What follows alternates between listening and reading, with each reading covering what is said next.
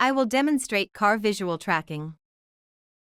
We need to log into Raspberry Pi system by VNC. Open VNC. Click on the IP address we previously connected.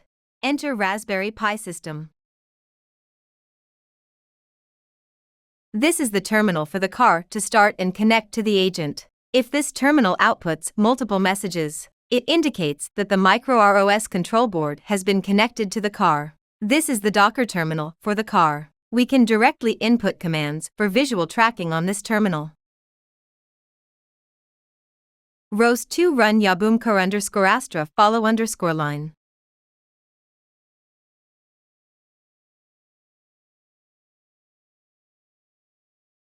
The system will display this screen, and we can choose the route by ourselves. I am demonstrating is a red route.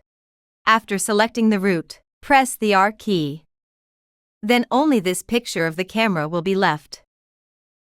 Then, select the route in the red area for calibration. After calibration, a binary image will appear. Press space button. The car will start to follow the line.